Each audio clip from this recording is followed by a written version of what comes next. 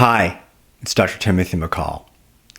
I wanted to tell you about an upcoming course I'll be offering on dysfunctional breathing, how to spot it, and how to fix it.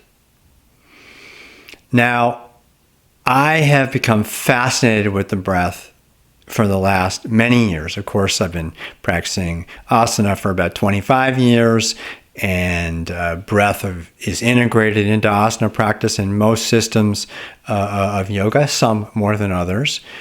But I've also been practicing pranayama for about 20 years. And that in turn has really spoken to my understanding of the breath in asana.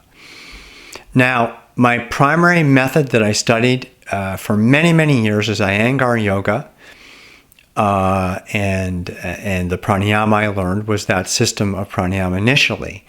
But because I was the medical editor of Yoga Journal, in addition to studying that style of yoga, I wanted in my professional work to really take an ecumenical approach, not just being an advocate of a single system, but rather trying to see what was happening in lots of different systems. And in 2001, at a Yoga Journal conference, I met TKV Deskachar.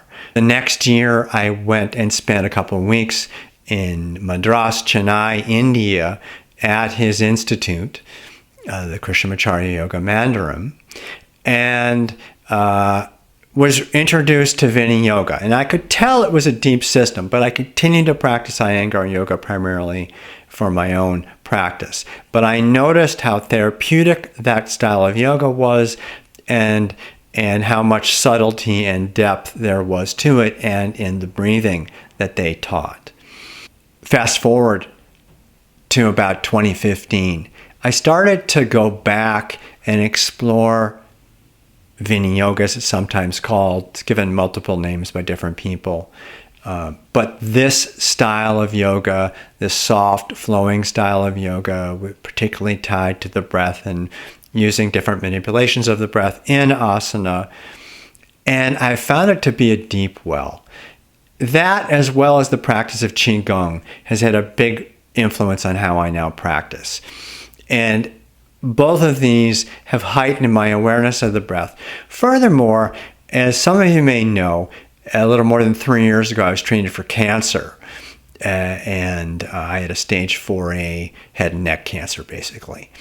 And breath training was a huge part of my rehabilitation from that cancer and the toxic effects of the treatments that I got for that cancer. One thing I've noticed in teaching my yoga as medicine workshops around the world for the past many years is that even among yoga teachers, less than optimal breathing is actually quite common. And so I decided I really wanted to do a course on the breath. And of course, the other thing is that we're now in the midst of this worldwide coronavirus pandemic, this COVID-19 pandemic. And that is often, at least in serious cases, a respiratory, a pulmonary problem, a lung problem, or at least that's part of the scenario. And so here again, the focus on the breath has really kind of risen to the top again. So I think these are the things that motivated me to want to talk about dysfunctional breathing. The way it manifests is everything from inadvertent breath holding to paradoxical breathing, or sometimes called reverse breathing, to hyperventilation. But there are many other types of ways that the breath may not be what it could be. And the breath is the most powerful tool in yoga for healing.